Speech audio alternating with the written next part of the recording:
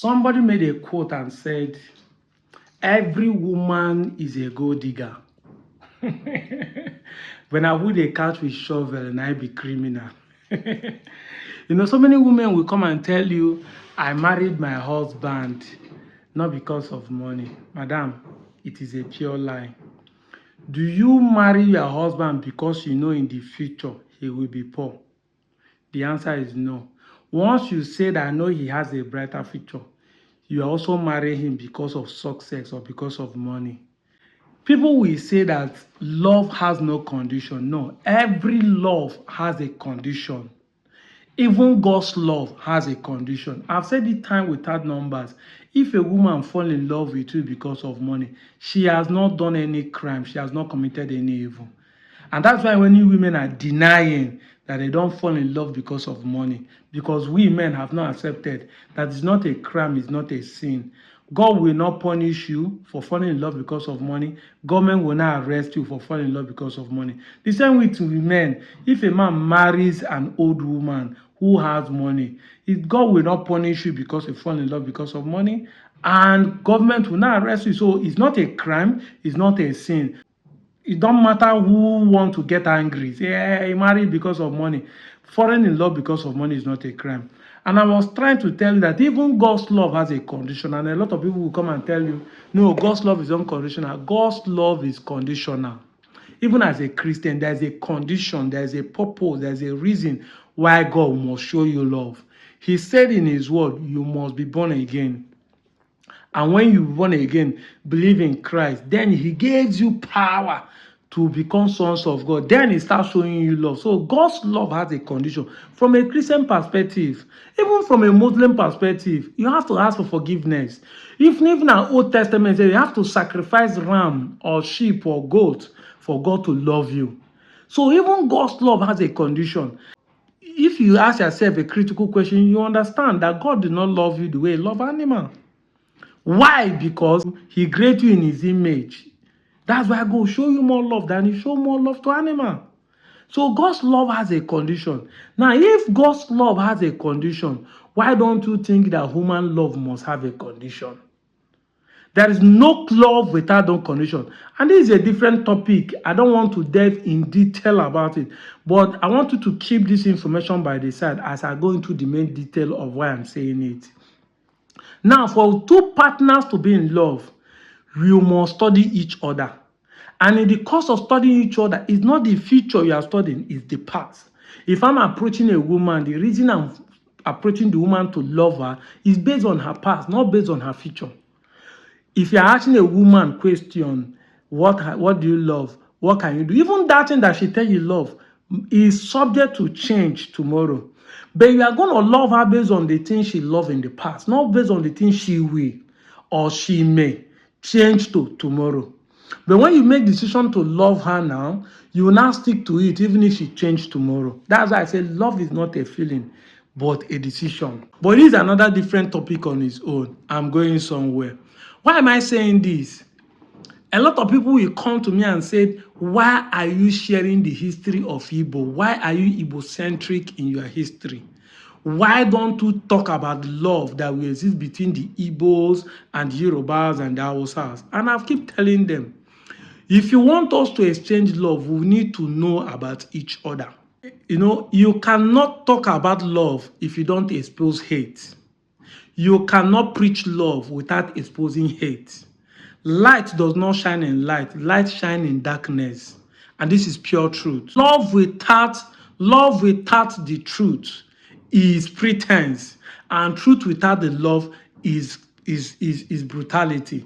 If you are telling the people the truth without showing them love, you are being brutal. But if you are loving someone without telling them the truth, you are pretending. And this is what we are lacking in Nigeria. We need to always tell people love, and the love must come with a condition.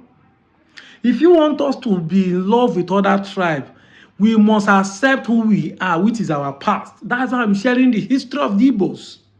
We must accept who we are, and you also must accept who you are. If the Yorubas have accepted that the Igbo coup is not all about Igbos. It will be easier for both of us to experience love. But once you keep pointing finger that the Igbos are the one that plank you, that the one that destroy Nigeria constitution, it's not gonna be easy for us to share love. So sharing love, talking about how love will exist so that we can move forward, it's not gonna be possible. We have been trying it for 50 years and it never worked and will never work.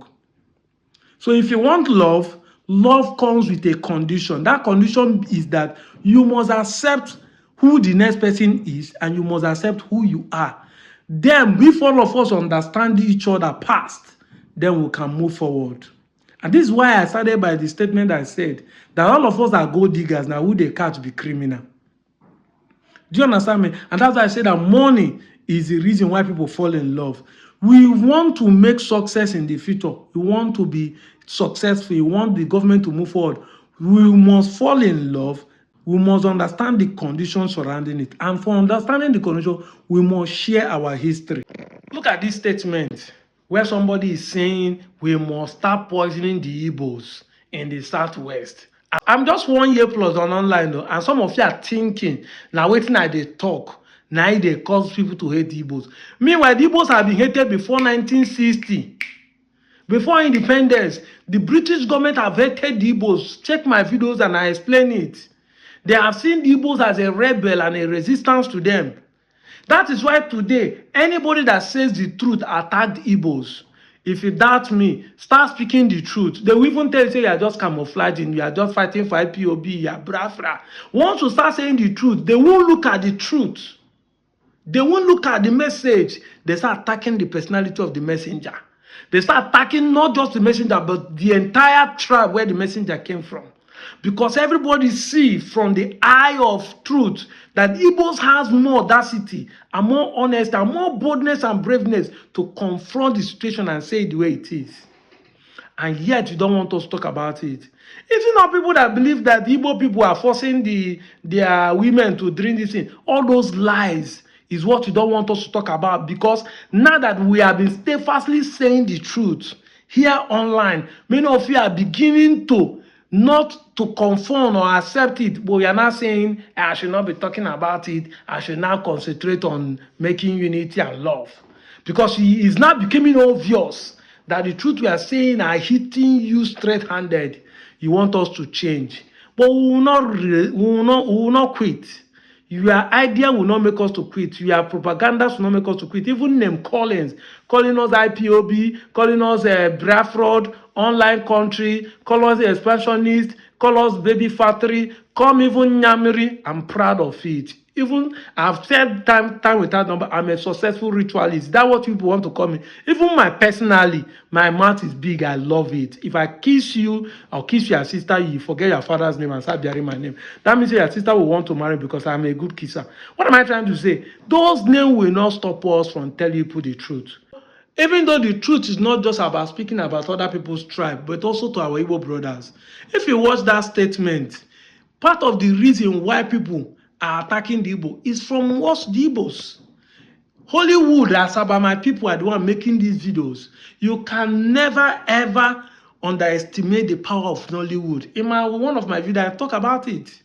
Hollywood is destroying us more than making us. The same thing with religion, because they are not telling us the truth. It's only religion you hear, no love is conditional. And a lie, every love has a condition, including God's own, including your mother's own. Your mother loves you because love you more than they love other people, because now your mother carry you for belly. If now your mother born you, it will love me the way he love you. Your mother's love has a condition. You must understand this. Love is not a feeling. Love is a knowledge. Love comes by decision, and there's a reason why people decide to love, because there's a condition attached to it. And once you understand this, it will make sense to you. You as an Igbo man must know the reason why you love yourself as an Igbo man. And you must be able to set that reason to other people so that they can see reason and love you. You don't need to buy people's love by sentiment or by feeling, because you feel like you don't want people to hate you. People will hate you even if you show them love. That is the truth.